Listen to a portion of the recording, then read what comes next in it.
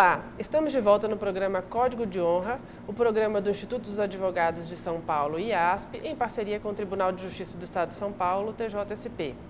Hoje contamos com a ilustre presença do desembargador Miguel Petroni Neto, ele que vai falar sobre um tema que interessa a todos nós, que é nada mais, nada menos que o extravio de bagagens e atraso nos voos. Como vai o senhor? Tudo bem, doutor Miguel? Tudo bem, prazer estar aqui com vocês. O prazer é nosso em recebê-lo. Muito obrigada pelo convite em participar do programa Código de Honra. E nós gostaríamos de iniciar o programa ressaltando que o doutor Miguel, o desembargador Miguel, é desembargador da 16ª Câmara de Direito Privado do Tribunal de Justiça, também da 2ª Câmara de Direito Ambiental, além de ser conselheiro da APAMAGES. Está na carreira desde 1984, brilhante carreira. Obrigado. Muito tempo, parabéns. Obrigado. Bom, vamos falar um pouco sobre as convenções internacionais e as viagens aéreas internacionais e, dentre elas, falar sobre os atrasos de voo e extravio de bagagem? Isso, vamos sim. Esses questionamentos são julgados pela 16ª Câmara, da qual eu faço parte, e é um assunto que vem a propósito agora, final do ano, não é? Onde se avolumam as viagens internacionais de férias, passeios, não é? E diante da recente alteração que ocorreu por julgamentos ocorridos no Supremo Tribunal Federal. Que julgamento foi esse e qual alteração foi essa? Inicialmente eu queria dizer que as convenções, o que seriam essas convenções, não é? A gente escuta dizer sobre convenções, mas são acordos de vontade entre países. Perfeito. Que se juntam para regrar determinadas questões de forma abstrata e geral. Não é? No caso, nós vamos falar sobre a Convenção de Montreal, que cuida especificamente de viagens aéreas internacionais. Perfeito. Tá, então essas convenções, né? Quais convenções que mais interessam para as viagens internacionais? Quais são elas? A de Montreal? Sim, pois não. Atualmente é a Convenção de Montreal. Essa convenção, ela é de 99. A primeira convenção a respeito de viagens aéreas internacionais foi a de Varsóvia, em 1929.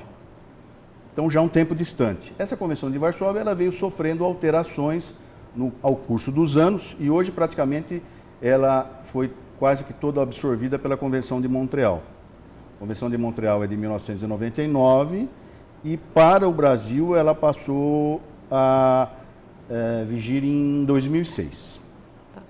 E o que essa convenção traz de importante para nós, em termos de viagens internacionais? Quais são os principais pontos dessa convenção para nós, em termos de bagagem, extravios de bagagens e atrasos de voo? O que diz essa convenção? Essa convenção, ela começou a ser aplicada, vamos dizer, recentemente. Até pouco tempo atrás, havia uma divergência com relação a qual legislação seria aplicada nos casos de atraso de voo, overbook, não é, também, e extravio de bagagens, perda e extravio. Uma parte dos tribunais e dos próprios juízes entendia que esses questionamentos deveriam ser feitos com fundamento no Código de Defesa do Consumidor, porque afinal de contas existia uma relação de consumo entre o passageiro e a companhia aérea. O Código de Defesa do Consumidor é de 91, então antes da Convenção de Montreal. E aplicava-se então o Código de Defesa do Consumidor. E o que acontecia? Acontecia que as indenizações não eram uniformes. Os juízes fixavam em valores diferentes e às vezes num mesmo voo, ou às vezes numa mesma família, os valores eram diferentes. E isso realmente não interessa ao judiciário criar essa instabilidade. E o propósito das convenções era exatamente esse, uniformizar determinados regramentos sobre episódios que acontecem ao redor do mundo, episódios internacionais. E o atraso de voo, extravio de bagagem, são episódios que acontecem internacionalmente, em todos os aeroportos. E a Convenção de Montreal foi criada, não é? A convenção os países se reúnem para tratar desses assuntos, exatamente para unificar essas regras de perda, extravio e atraso de voo.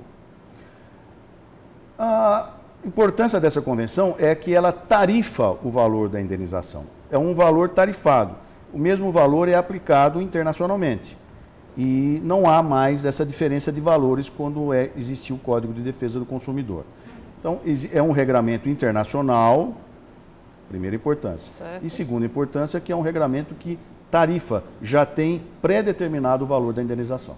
Tá, então a gente teria uma pré-determinação de valores para os extravios de bagagem, atraso de voo e para o overbooking. Isso. Certo. Perfeito. E como que se processa o ingresso dessa convenção no nosso ordenamento jurídico? Sim. O ato inicial da criação da convenção compete ao presidente da República, né? Ele é o convidado para participar do acontecimento onde vai ocorrer essa discussão, e ele aceita, ele adere ao que seria uma minuta dessa convenção. Essa é a primeira fase. Pois bem, essa que eu chamo de minuta, ou dessa primeiro esboço, que já está preparado, já está feito, ele submete ao Congresso Nacional. O Congresso Nacional, então, edita um decreto legislativo autorizando o presidente da República a promulgar os termos da convenção. E por que passa pelo Congresso Nacional? Passa pelo Congresso Nacional porque ele precisa ser analisado sob o ponto de vista da constitucionalidade, se ele não esbarra em nenhuma das leis em vigor no país. Pois bem, depois que ele passa pelo Congresso Nacional, ele volta ao presidente da República, que por intermédio de um decreto, agora um decreto do Executivo, ele promulga essa convenção. Ela é colocada em texto em português e é lançada no ordenamento jurídico e passa a vigorar.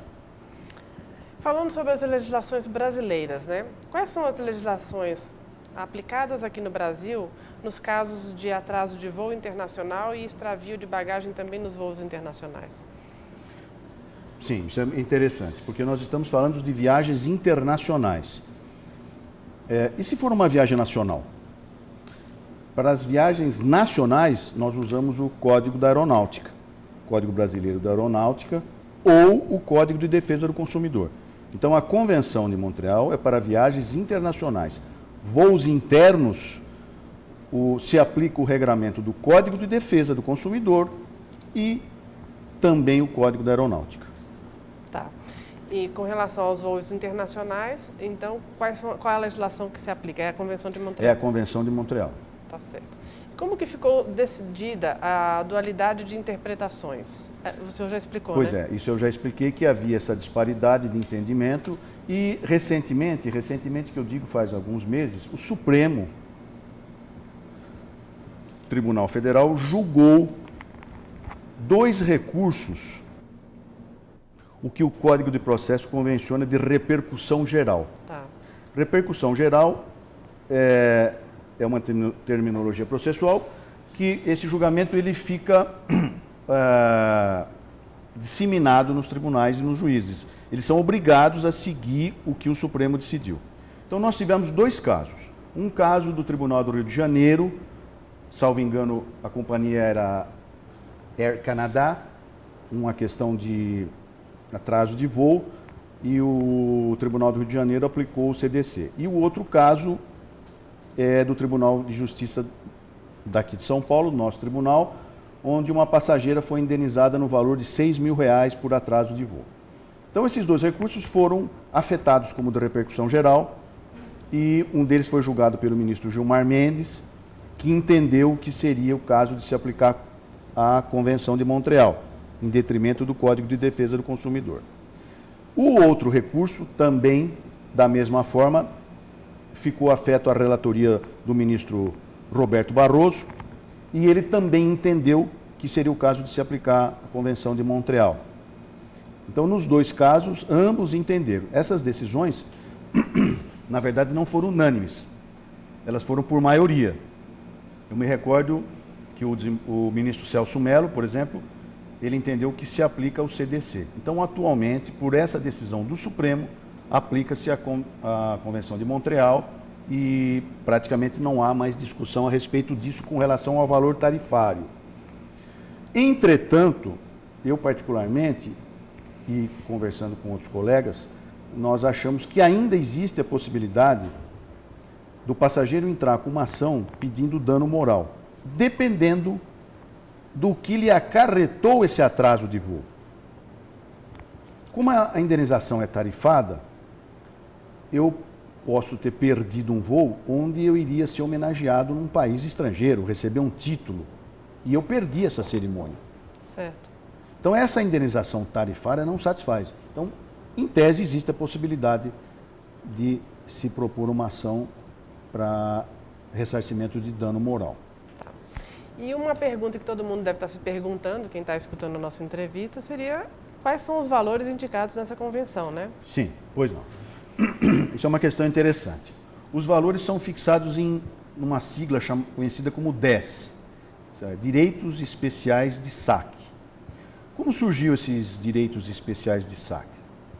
Isso foi criado pelo FMI em 1969.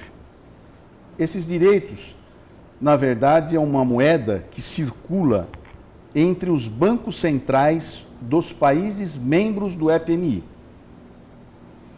E é uma moeda que é formada por uma cesta, a expressão usada é essa, uma cesta com 5 moedas.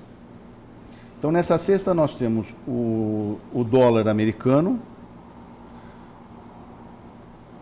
o euro, a libra esterlina, o ien japonês e atualmente o yuan chinês.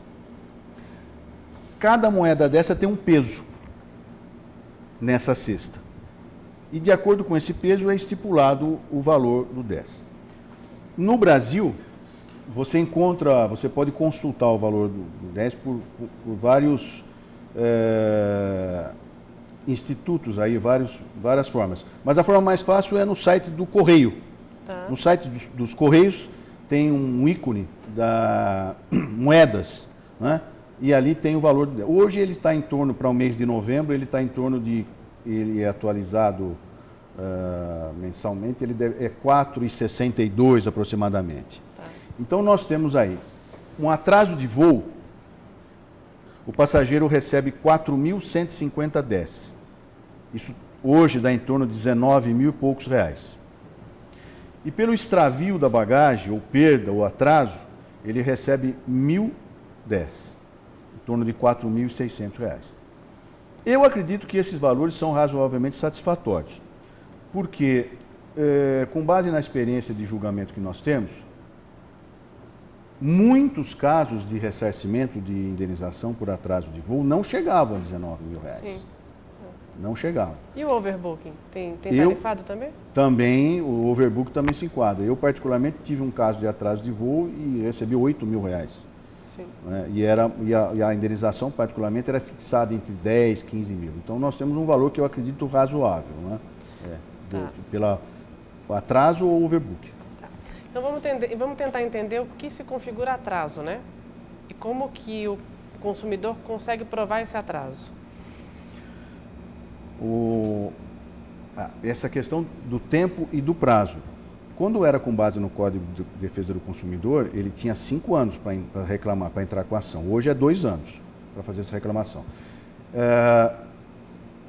O atraso deve ser comunicado, a reclamação deve ser feita na chegada do local de destino. Lá. Local de destino.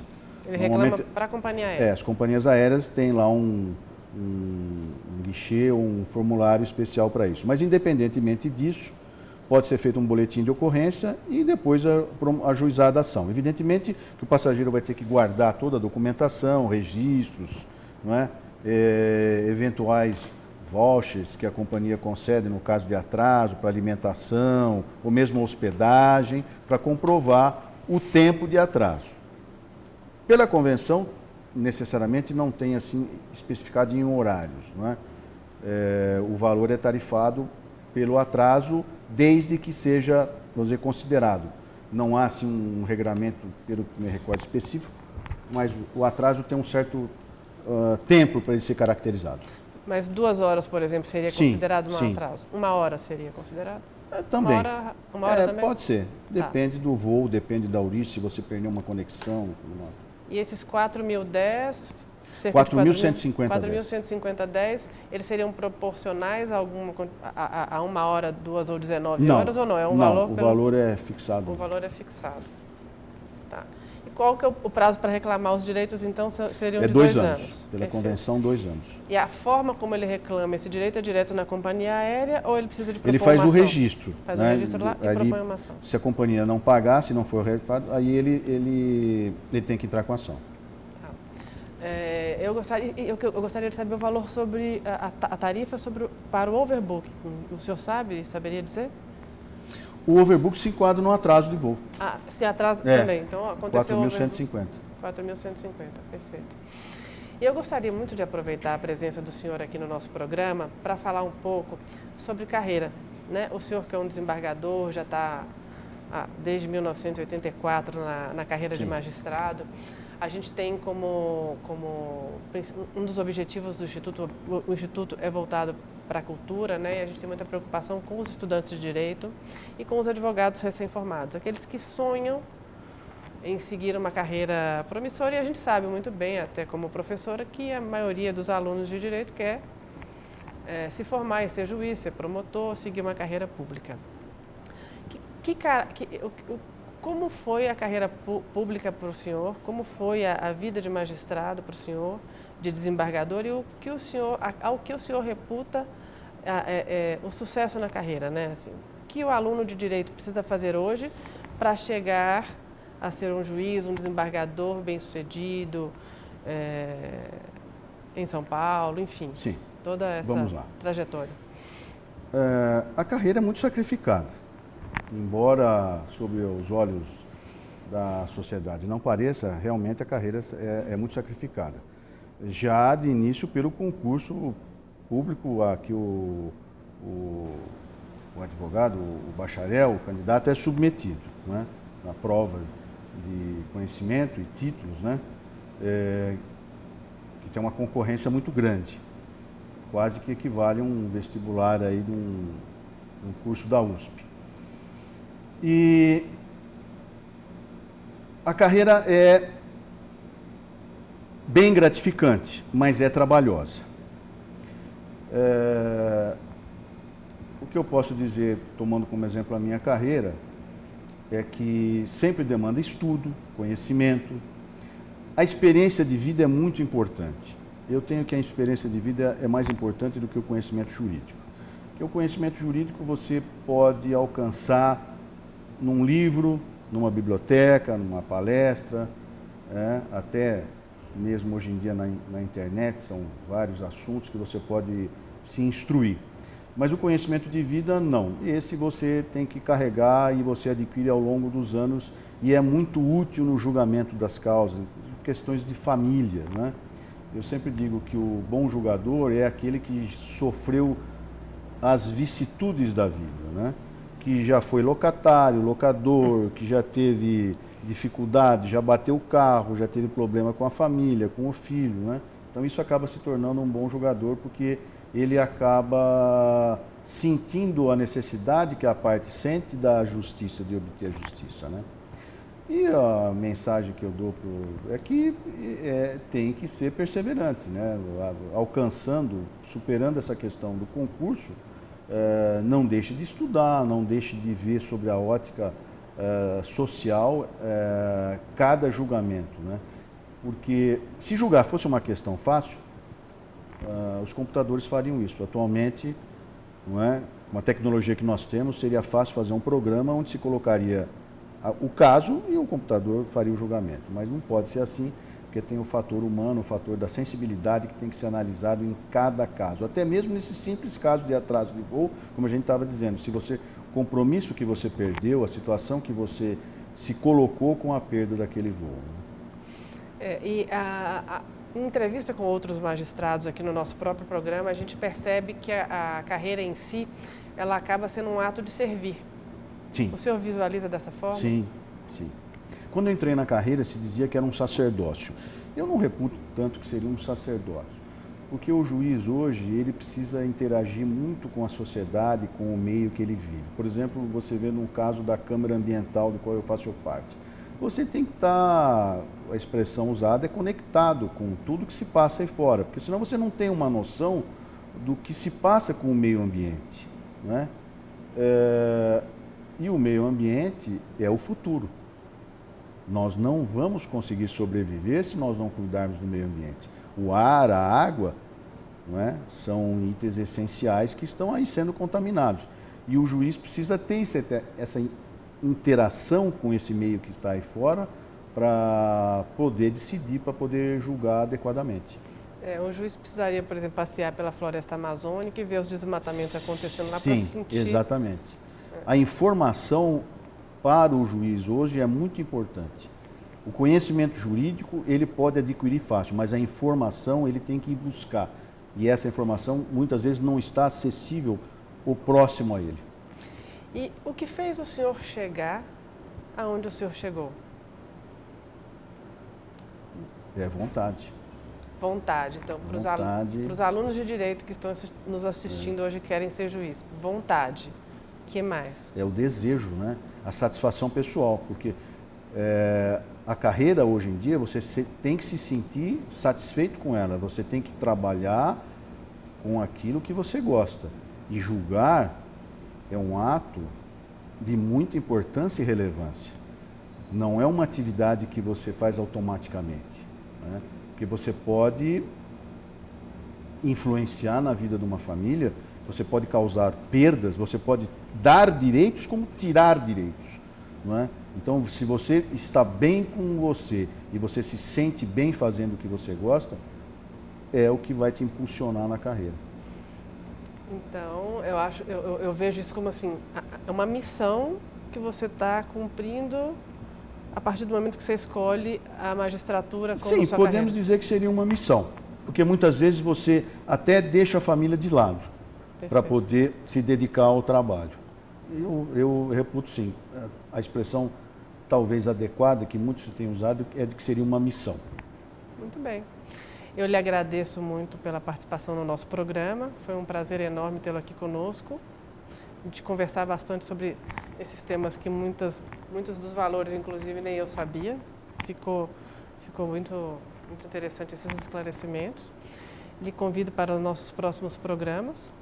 E se o senhor tiver mais alguma fala, fica à vontade. Eu agradeço, foi uma satisfação estar aqui conversando com vocês e me coloco à disposição para outras entrevistas, outros assuntos de interesse.